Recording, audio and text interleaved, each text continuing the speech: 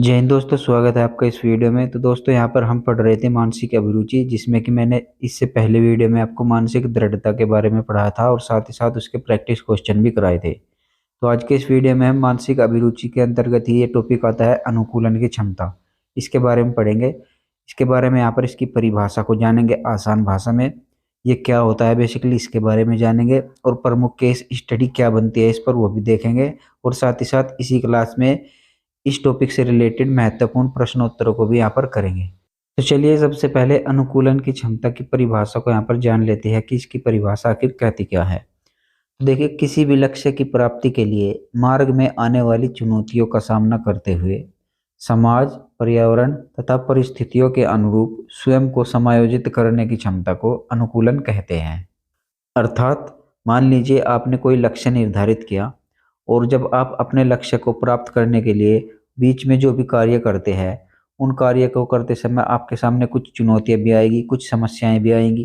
तो उन समस्याओं और उन चुनौतियों से निपटने के लिए आप अपने आप को किस तरीके से अनुकूलित करते हैं, या फिर आप उन परिस्थितियों के अनुसार आप अपने आप को ढालने की प्रक्रिया को ही यहाँ पर अनुकूलन कहते हैं। आइए एक उदाहरण के तौर पर यहाँ पर समझते हैं। मान लीजिए आप सरकारी नौकरी की तैयारी अब तक अपने घर पर ही कर रहे थे, ठीक है।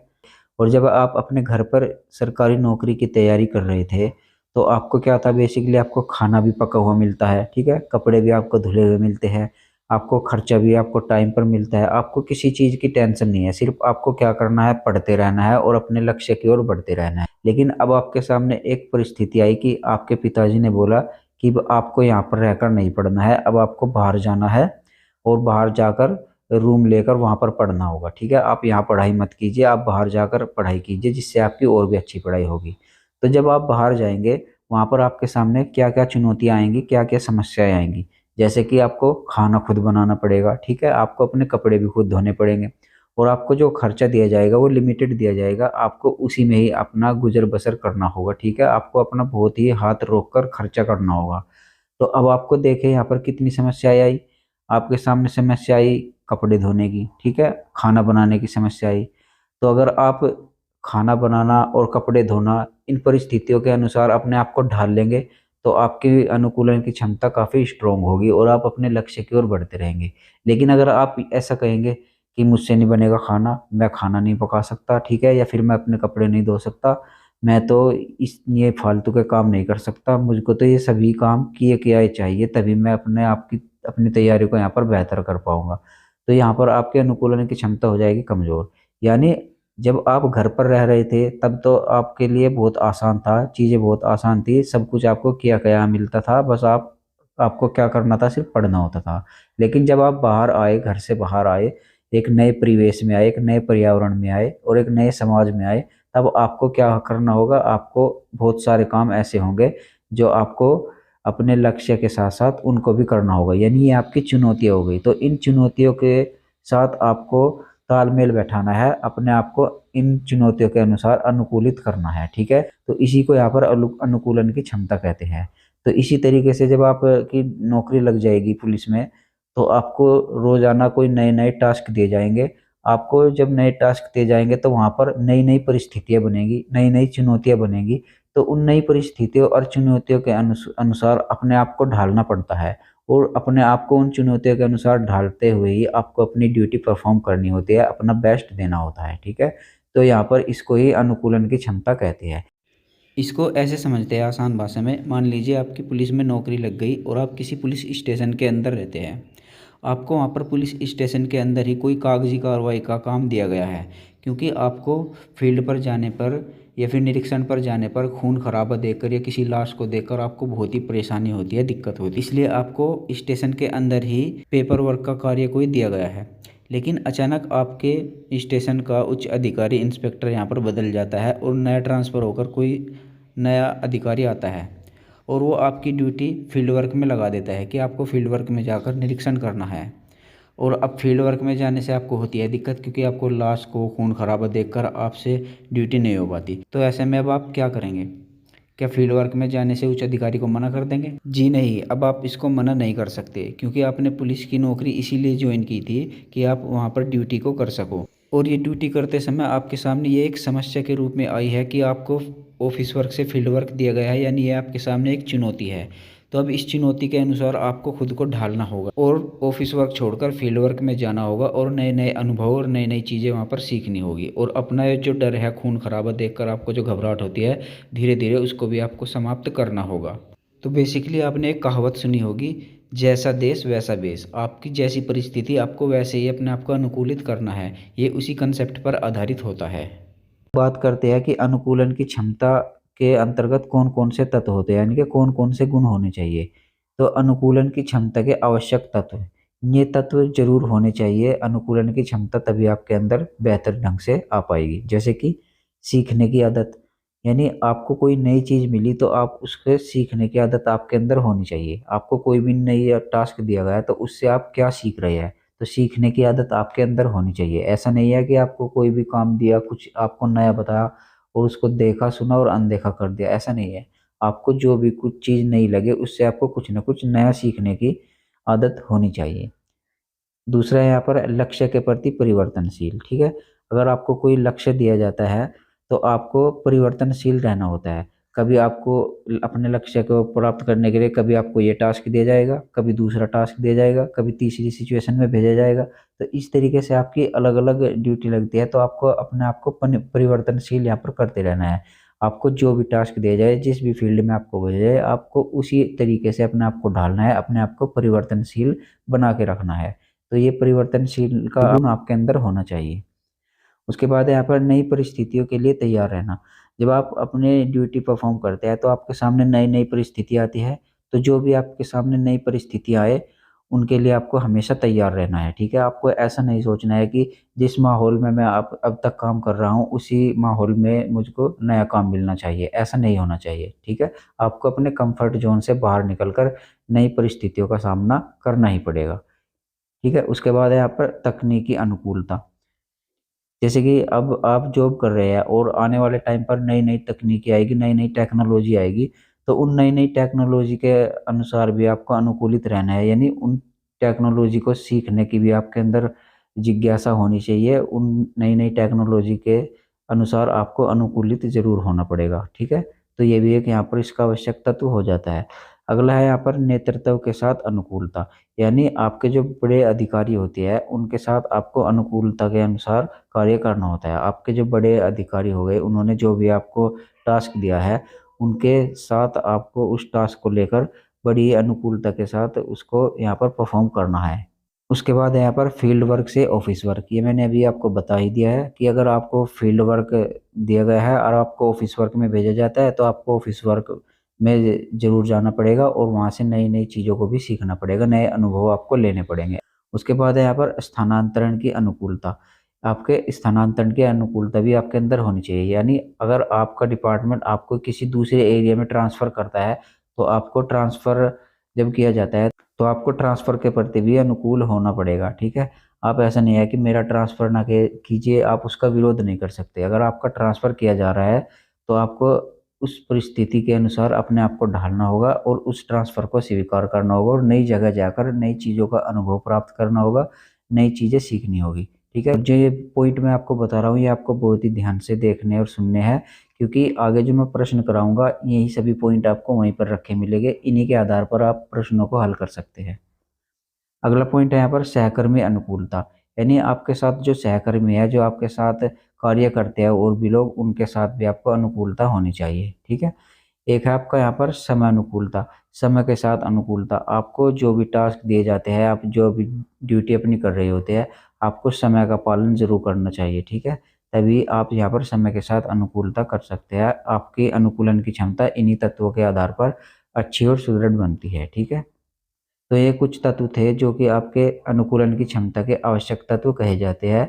इनको आपको एक बार जरूर ध्यान से पढ़ लेना है, इन्हीं के आधार पर आप अपने प्रश्नों को हल कर पाएंगे।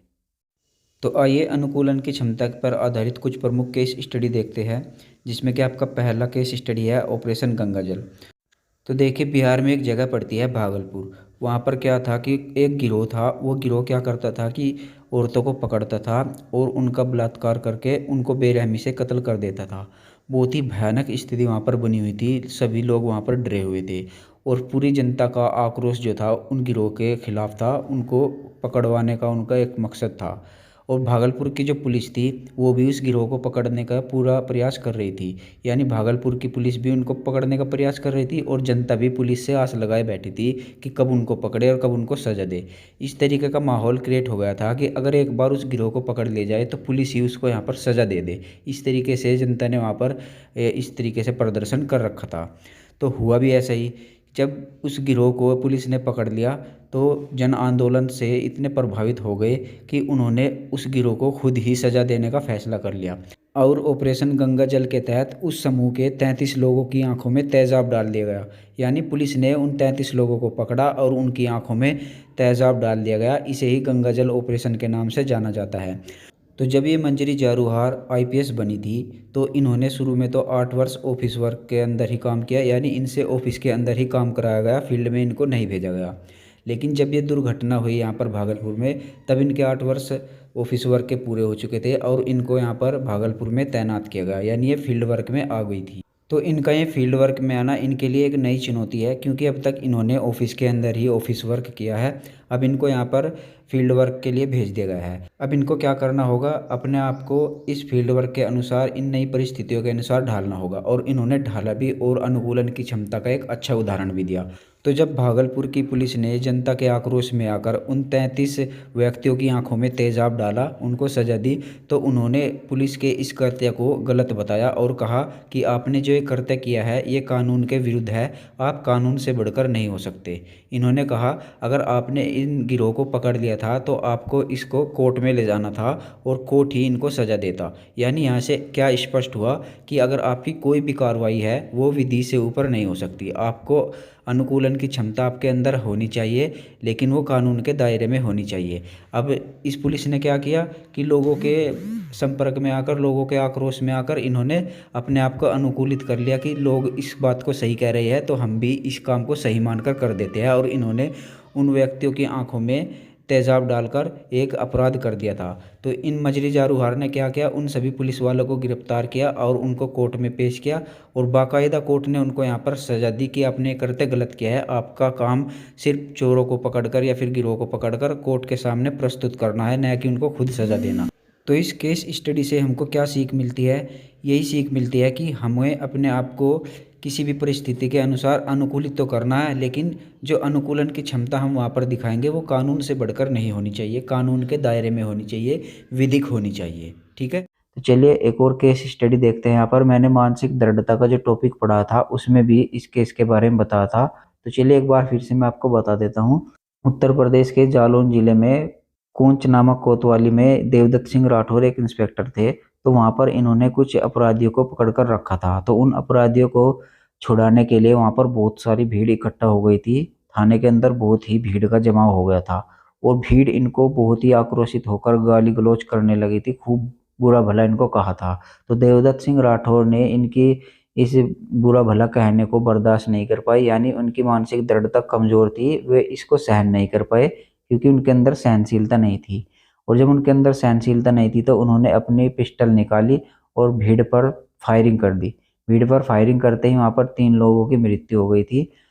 तो ये इतने जुनून में आ गए थे, इतने जुनून में आ गए थे कि कोई भी अगर इनका विरोध करता तो ये सीधे उस पर फायरिंग करने के लिए तैयार थे। तो इनके इस आक्रोश को देखकर थाने के अंदर कोई भी जाने की हिम्मत नहीं कर रहा था, क्योंकि इनके अंदर सहनशीलता का गुण नहीं था। ये इतनी बात मैंने आपको मानसिक दृढ़ता वाले टॉपिक में बताई थी। अब इसके आगे जो मैं आपको बताऊंगा वो यहाँ के डीएम साहब के द्वारा की गई कार्यवाही के ऊपर कि उनके अंदर किस तरीके की अनुकूलन की क्षमता थी, उसके बारे में आपको यहाँ पर बताऊंगा। तो देखिए, जब ये बहुत ही आक्रोशित थे, थाने के अंदर पिस्टल लिए खड़े थे, कोई भी अंदर जाने की हिम्मत नहीं कर रहा था, क्योंकि ये कह रहे थे कि जो मैंने कार्य किया है भीड़ पर गोली चलाकर, मैंने सही कार्य किया है। ये अपने कार्य को गलत नहीं मान रहे थे और इस वजह से जो भी इनका विरोध कर रहा था उसको ये गोली मारने के लिए तैयार थे। लेकिन वहाँ के जो डीएम थे, जब उनको ये बात पता चली तो वहाँ पर में गए और उन्होंने किस तरीके से अपने आप को इस परिस्थिति के अनुसार अनुकूलित किया। यानी ये उनके सामने एक चैलेंज आया, एक चुनौती आई, एक विकट परिस्थिति आई। तो डीएम साहब ने इस विकट परिस्थिति के अनुसार अपने आप को किस तरीके से ढाला, किस तरीके से अनुकूलित किया, चलिए देखते हैं। तो जब वहाँ पर ये बहुत आक्रोशित हो चुके थे तो इन्होंने क्या किया इन्होंने देवदत्त सिंह राठौर को कहा कि देवदत्त सिंह राठौर, आपने बहुत अच्छा कार्य किया है। इस तरीके की भीड़ जब आक्रोशित हो जाती है तो उसको गोली मारना ही उचित कार्य होता है। आपको और आपके पिस्टल को मैं सैल्यूट करता हूँ, आपने बहुत अच्छा कार्य किया है। तो जब इन्होंने ये बात कही तो देवदत्त सिंह राठौर थोड़े पिघले, उनका गुस्सा थोड़ा शांत हुआ और उन्होंने रिवॉल्वर को नीचे रख दिया।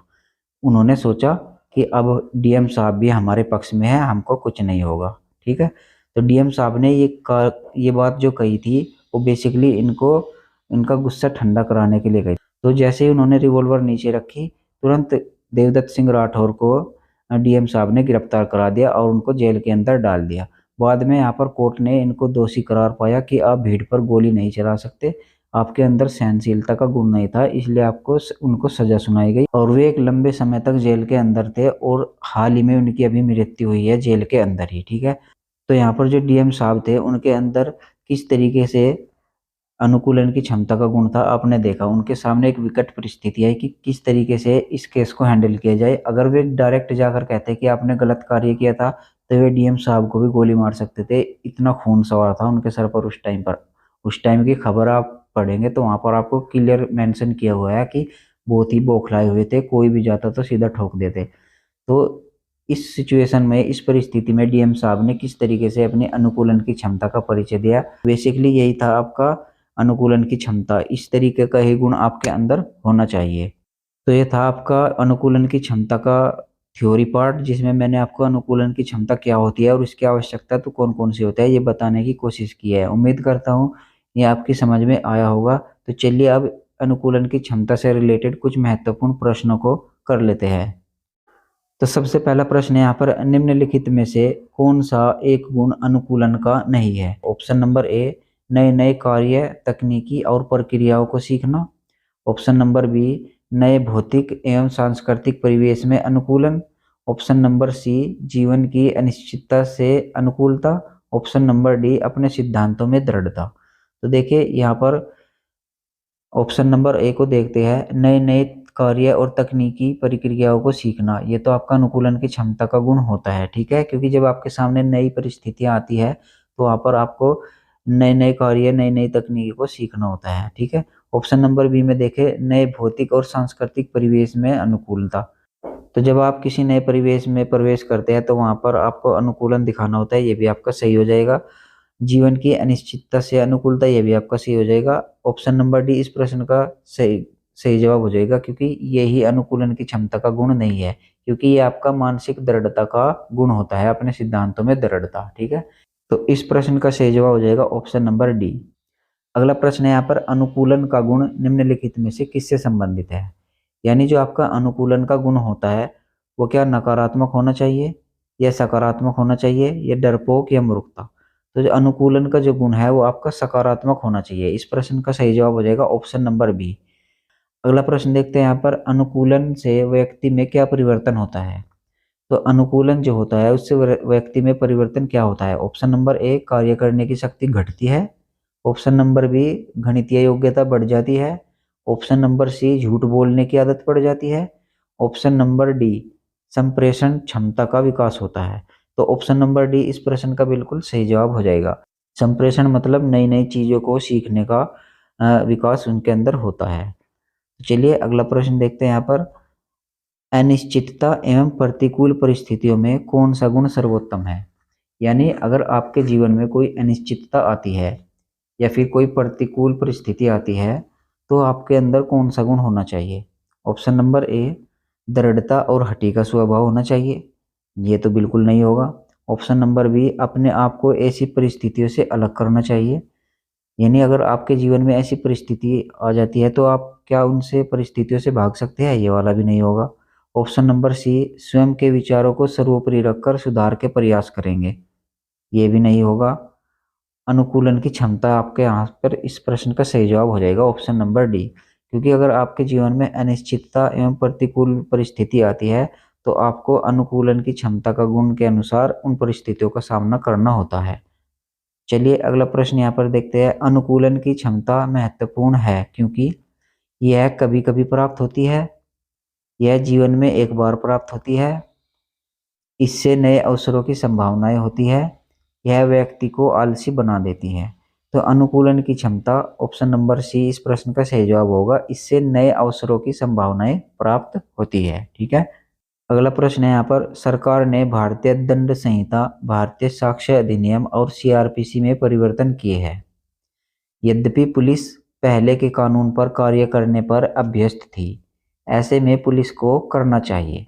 यानी भारत सरकार ने जो सीआरपीसी और भारतीय दंड संहिता जो है उनमें कुछ संशोधन किए हैं, और कुछ संशोधन जो किए हैं उनके अनुसार अब आपको नए संशोधन या नए कानून के अनुसार कार्रवाई करनी होगी। लेकिन पुलिस कह रही है कि पुराने कार्य जो है, पुराने कानून जो है, हम तो उन्हीं के आदी हो गए हैं, उनके अनुसार यहाँ पर कार्य करेंगे, ऐसा करना चाहती है। तो आप क्या करेंगे यहाँ पर? देखिए ऑप्शन नंबर ए, सरकार के विरुद्ध धरना करेंगे। क्या आप सरकार के विरुद्ध धरना प्रदर्शन करेंगे कि आपने पुरानी भारतीय दंड संहिता और सीआरपीसी में परिवर्तन क्यों किया है? ये ऑप्शन तो बिल्कुल गलत हो जाएगा। ऑप्शन नंबर बी, सर्वोच्च न्यायालय में सरकार के खिलाफ याचिका डालेंगे। ये वाला भी गलत हो जाएगा। आप सरकार के खिलाफ याचिका क्यों डालेंगे भाई? ऑप्शन नंबर सी, पुराने कानून के अनुसार ही कार्य करेंगे। भाई पुराने कानून के अनुसार कार्य क्यों करेंगे? अगर पुराने कानून के अनुसार ही कार्य करना होता तो सरकार उसको बदलती क्यों? उस कानून में कोई ना कोई कमी होगी तभी तो उसको बदला है। तो आप पुराने कानून के अनुसार भी कार्य नहीं कर सकते। ऑप्शन नंबर डी, नए कानून को सीख कर कार्य करने की कोशिश करेंगे। ये वाला बिल्कुल सही जवाब हो जाएगा, क्योंकि अनुकूलन की क्षमता यही कहती है कि अगर आपके सामने कोई भी चुनौतीपूर्ण परिस्थिति आती है तो आपको उसके अनुसार अपने आप को ढालना है। तो यहाँ पर आपको नए कानूनों को सीखना है और उनको सीख कर उसके अनुसार ही कार्रवाई करनी है। चलिए अगला प्रश्न देखते हैं यहाँ पर, यदि आपको फील्ड वर्क पसंद है, पुलिस विभाग में कार्य करते करते आपको स्थानीय लोगों से भावनात्मक लगाव हो गया है, ऐसे में आपको दूसरे जिले में ऑफिस वर्क मिल जाता है, तो आप क्या करेंगे? मतलब यहाँ पर कहा गया है कि अगर आप फील्ड वर्क पसंद करते हैं, आपकी ड्यूटी जो है फील्ड में है, और फील्ड में जो आसपास के ग्रामीण इलाके में जो लोग होते हैं उनसे आपका लगाव बढ़ गया है, उनके पास रोज जाते हैं ना, फील्ड वर्क करते हैं, तो आपको उनसे सहानुभूति हो गई है, उनसे लगाव हो गया है। और ऐसे में आपको क्या किया जाता है कि आपको किसी दूसरे जिले में आपका ट्रांसफ़र कर दिया जाता है, और वहाँ पर आपको ऑफिस वर्क दिया जाता है कि आपको फील्ड में अब जॉब नहीं करनी है, आपको ऑफिस में बैठकर जॉब करनी है। तो ऐसे में आप क्या करेंगे? ऑप्शन नंबर ए, अपने ऑफिस वर्क में अकुशलता का हवाला देकर फील्ड वर्क मिलने के लिए प्रयास करेंगे। यानी यहाँ पर कहा गया कि आप ऑफिस वर्क में निपुण नहीं है, यानी ऑफिस वर्क का काम आप पर नहीं होगा, इस बात का हवाला देंगे और कहेंगे कि मुझको तो फील्ड वर्क ही दे दीजिए। तो ये तो बिल्कुल गलत हो जाएगा। आप ऐसा थोड़ी बोल सकते हैं। अगर आप ऐसा बोलेंगे तो आपके सामने, आपके अंदर अनुकूलन की क्षमता ही नहीं है। ठीक है, तो ये तो आप पर गलत हो जाएगा। ऑप्शन नंबर बी, तबादला बदलने के लिए प्रयास करेंगे। तबादला बदलने के लिए प्रयास क्यों करेंगे भाई? जब आपने कोई डिपार्टमेंट ने कोई काम दिया है तो उसको तो आपको करना होगा ना, ऐसे उससे आप भाग थोड़ी सकते हैं। Option number C, office work करने की कुशलता को विकसित करेंगे। ये वाला ऑप्शन बिल्कुल यहाँ पर सही हो जाएगा, क्योंकि जब आपको ऑफिस वर्क दिया गया है तो आपको उसकी कुशलता को विकसित करने की कोशिश करनी होगी, उसको सीखने की कोशिश करनी होगी। तो यही आपके अनुकूलन की क्षमता का गुण जो है इसी बात को कहता है कि आपको जो भी नया टास्क दिया जाए उसके अनुसार आपको अनुकूलित होना है और उसको सीखने का प्रयास करना है। इस प्रश्न का सही जवाब हो जाएगा ऑप्शन नंबर सी। तो चलिए अगला प्रश्न देखते हैं। मान लीजिए आपको खून देखकर घबराहट होती है। यदि पुलिस में आपको हत्या के मामले में घटना स्थल पर निरीक्षण के लिए भेजा जाता है तो आप क्या करेंगे? मतलब यहाँ पर कहा गया है कि आपको खून खराबा देखकर बहुत सारी घबराहट होती है अंदर, और आपको पुलिस महकमे में आपकी जॉब है और आपको कह दिया जाता है कि आपको घटना स्थल पर जाकर निरीक्षण करना है। तो ऐसे में आप क्या करेंगे? ऑप्शन नंबर ए, अपनी समस्या को उच्च अधिकारियों को बताएंगे।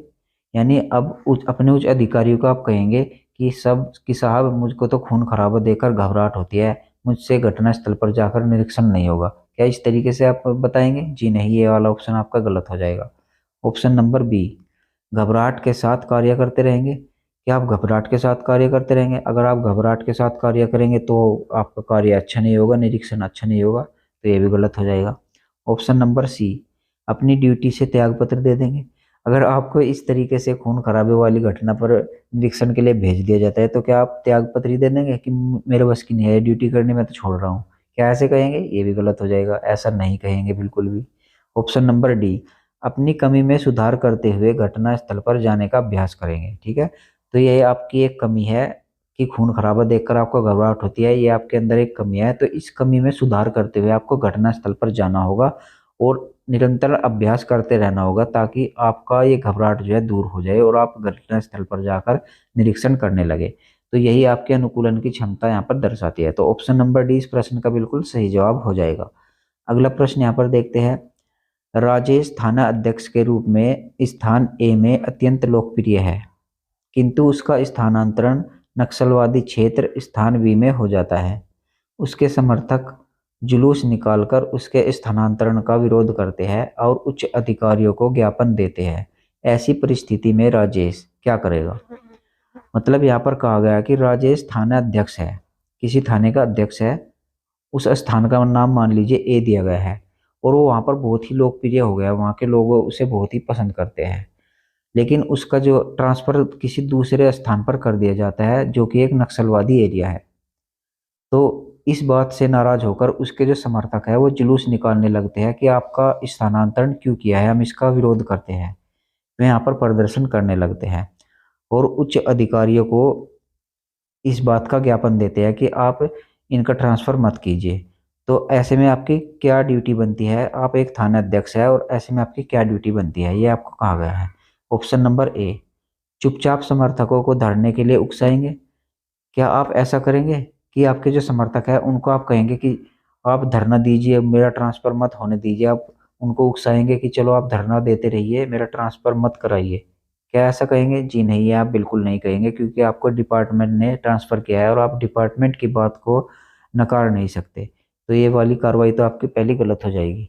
ऑप्शन नंबर बी, उच्च अधिकारियों से बात करके क्षेत्र में अपनी लोकप्रियता का हवाला देंगे। यानी यहाँ पर कह रहा है कि आपके जो उच्च अधिकारी है उनसे आप बात करेंगे और कहेंगे कि मेरी यहाँ पर बहुत लोकप्रियता है, आप ऐसा मत कीजिए। क्या इस तरीके से कहेंगे? जी नहीं, आप ये वाली कार्रवाई भी नहीं करेंगे। ऑप्शन नंबर बी भी यहाँ पर गलत हो जाएगा। ऑप्शन नंबर सी, अपने स्थानांतरण को स्वीकार करके स्थान बी को ज्वाइन कर लेंगे। तो यहाँ पर देखिए बी की जगह बी कर लीजिए। तो यहाँ पर कह रहा है कि अपना आपका जो ट्रांसफ़र किया है आप उसको स्वीकार करेंगे और जो बी स्थान पर भेजा जा रहा है नक्सलवादी क्षेत्र में, आप वहाँ पर ज्वाइन कर लेंगे। जी हाँ, ये कार्रवाई आपकी बिल्कुल सही हो जाएगी, क्योंकि डिपार्टमेंट के द्वारा आपको जो भी काम दिया जाता है उसको आपको नकारना नहीं है, उसको आपको स्वीकार कर लेना है। और आपके सामने नई परिस्थिति क्या आई है कि अब आपको नक्सलवादी क्षेत्र में जाकर ड्यूटी करनी है। तो आपको इस नई चुनौती, इस नई परिस्थिति का भी सामना करना है, यानी इसके अनुसार अपने आप को अनुकूलित करना है, अपने आप को इसके अनुरूप ढालना है। तो इस प्रश्न का सही जवाब हो जाएगा ऑप्शन नंबर सी। अगला प्रश्न देखते हैं यहाँ पर, जीवन में सफलता प्राप्त करने के लिए आवश्यक है। ऑप्शन नंबर ए, भाग्य का अनुकूल होना। ऑप्शन नंबर बी, अवसर अवसर प्राप्त करने की क्षमता का होना। ऑप्शन नंबर सी, प्रतिकूल परिस्थितियों में भी अपने आप को ढाल लेना और परिश्रम से न भागना। ऑप्शन नंबर डी, उपरोक्त सभी। इस प्रश्न का सही जवाब हो जाएगा ऑप्शन नंबर सी, प्रतिकूल परिस्थितियों में भी अपने आप को ढाल लेना और परिश्रम से न भागना। जीवन में सफलता प्राप्त करने के लिए ये बहुत ही आवश्यक होता है। महेश की रुचि अध्यापन में थी, किंतु वह पुलिस में भर्ती हो गया।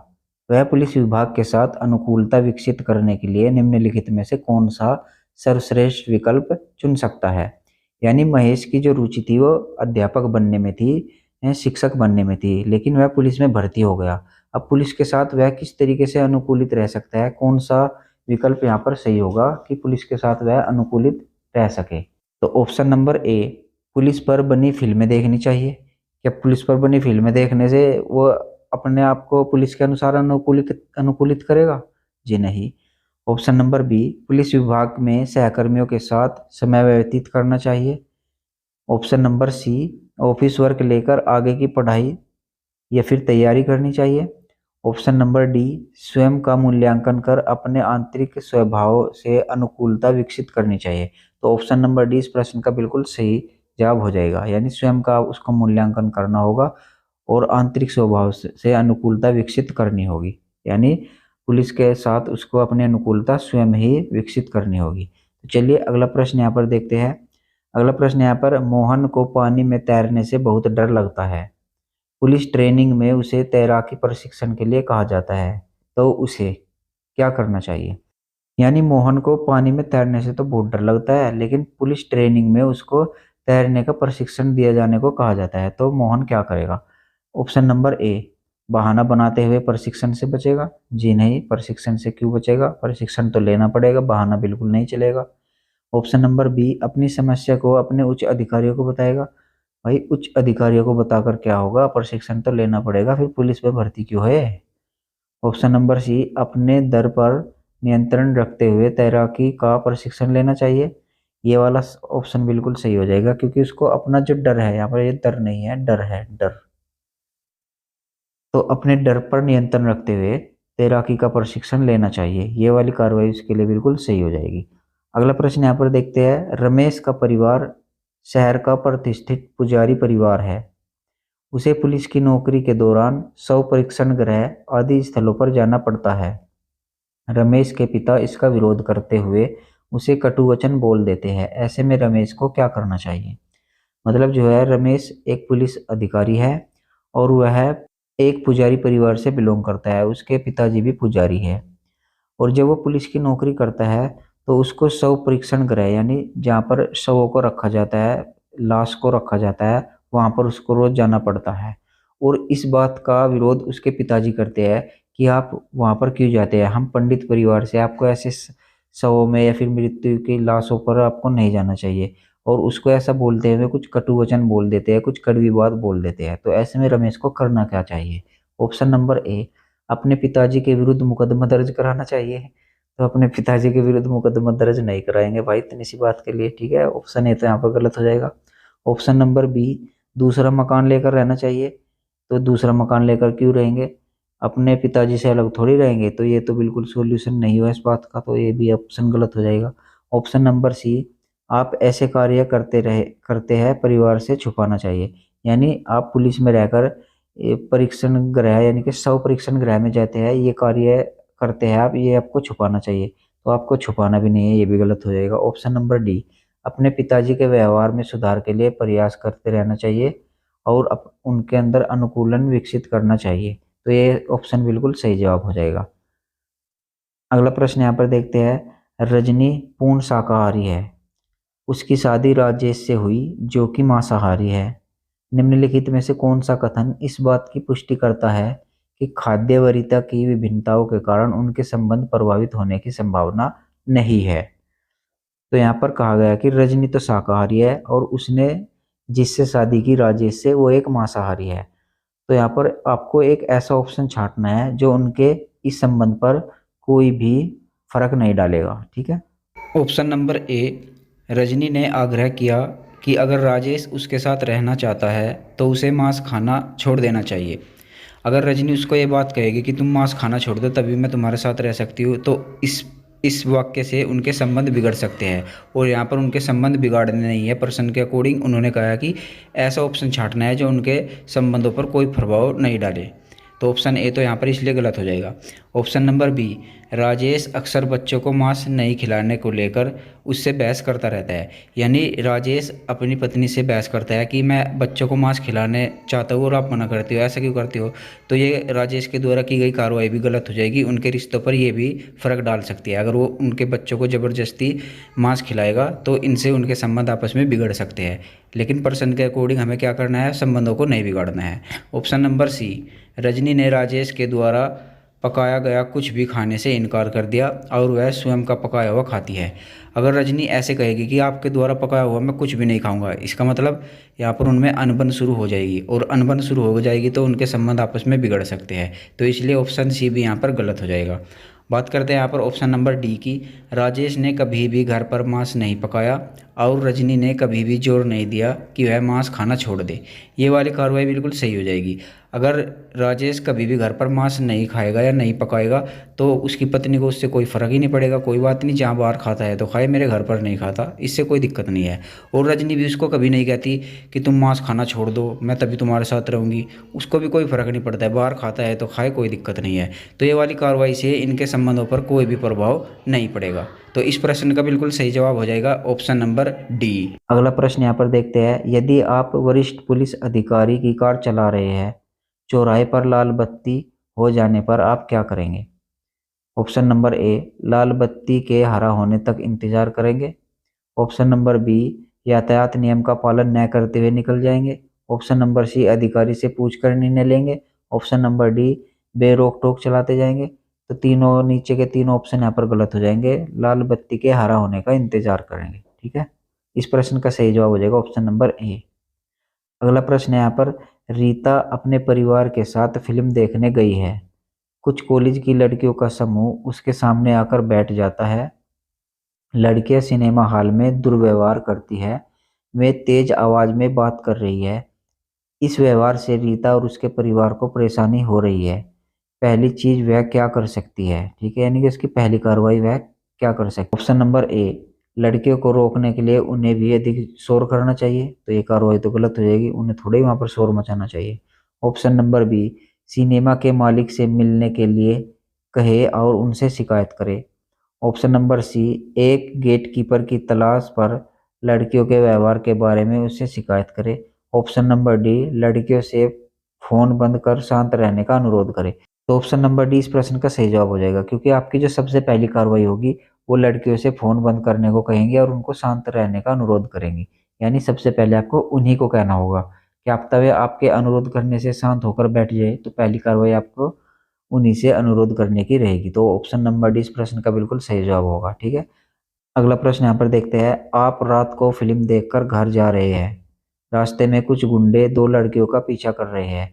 तो आप क्या करेंगे? ऑप्शन नंबर ए, आप गुंडों से कहेंगे कि यहाँ से चले जाओ या इसका नतीजा भुगतने के तैयार रहो। ऑप्शन नंबर बी, आप लड़कियों के साथ जाकर उन्हें घर तक छोड़ देंगे। ऑप्शन नंबर सी, आप आसपास के लोगों को इकट्ठा करते हैं ताकि गुंडों से छुटकारा पाया जा सके। ऑप्शन नंबर डी, आप चुपचाप वहां से निकल जाएंगे। ऑप्शन नंबर बी इस प्रश्न का बिल्कुल सही जवाब हो जाएगा। आप लड़कियों के साथ जाकर उन्हें घर तक छोड़ देंगे, क्योंकि आप गुंडों से ये नहीं कह सकते कि आप यहाँ से भाग जाओ या नतीजा भुगतने के लिए तैयार हो, क्योंकि वे सिर्फ पीछा कर रहे हैं, उन्होंने कोई कृत्य नहीं किया है। तो आप ऐसा उनको नहीं कह सकते। ठीक है, और ऑप्शन नंबर सी में देखे, आसपास के लोगों को इकट्ठा भी नहीं कर सकते। ठीक है, ये भी एक गलत कार्रवाई हो जाएगी। ऑप्शन नंबर डी, आप चुपचाप वहां से निकल जाएंगे, ये कार्रवाई भी गलत होगी। तो ऑप्शन नंबर बी इस प्रश्न का बिल्कुल सही जवाब हो जाएगा। अगला प्रश्न देखते हैं यहाँ पर, दबिश के दौरान अपराधी के परिवार के लोग अपशब्दों का प्रयोग करते हैं, आप क्या करेंगे? ऑप्शन नंबर ए, अपराधी के परिवार वालों पर बल का प्रयोग करेंगे, जिन्हें आप बल का प्रयोग नहीं कर सकते भीड़ पर। ऑप्शन नंबर बी, अपराधी के परिवार वालों की बातों को अनसुना कर उन तलाशी जारी रखेंगे। ऑप्शन नंबर सी, आप भी प्रतिक्रिया में अपशब्दों का प्रयोग करेंगे। ऑप्शन नंबर डी, आप वहां से निकल जाएंगे। तो आप इस प्रश्न का सही जवाब हो जाएगा ऑप्शन नंबर बी, अपराधी के परिवार वालों की बातों को अनसुना करेंगे और वहां पर तलाशी जारी रखेंगे। ठीक है, अगला प्रश्न यहाँ पर, यदि आपके मित्र के साथ आप रोज सुबह दौड़ने जाते हैं, किसी कारण से वह दौड़ना छोड़ देता है, ऐसी परिस्थिति में आप क्या करेंगे? ऑप्शन नंबर ए, आप भी दौड़ना छोड़ देंगे क्योंकि अकेले में आपका मन नहीं लगता। तो ये वाला ऑप्शन आपका गलत हो जाएगा। अगर आप ऐसा करेंगे तो आप परिस्थितियों के अनुरूप कार्य नहीं कर रहे हैं, आप परिस्थितियों से भाग रहे हैं, तो आपके अंदर अनुकूलन की क्षमता नहीं है। तो ऑप्शन नंबर ए तो यहाँ पर गलत हो जाएगा। ऑप्शन नंबर बी, पूरी शक्ति लगाकर अपने मित्र से कहेंगे कि वह दौड़ने चले। ऑप्शन नंबर सी, किसी नए मित्र को दौड़ने के लिए तैयार करेंगे। ऑप्शन नंबर डी, आप निरंतर दौड़ते जाएंगे। तो आपको किसी से कोई भी फर्क नहीं पड़ना चाहिए, आपको निरंतर दौड़ते रहना चाहिए। तो ऑप्शन नंबर डी इस प्रश्न का बिल्कुल सही जवाब हो जाएगा। अगला प्रश्न यहाँ पर है, यदि आप परीक्षा में असफल हो जाएं तो आप क्या करेंगे? ऑप्शन नंबर ए, अगली बार प्रयास करेंगे जैसे कुछ भी न हुआ हो। ऑप्शन नंबर बी, परीक्षा देना बंद कर देंगे। ऑप्शन नंबर सी, अपनी अपनी चिंताओं का दमन करेंगे।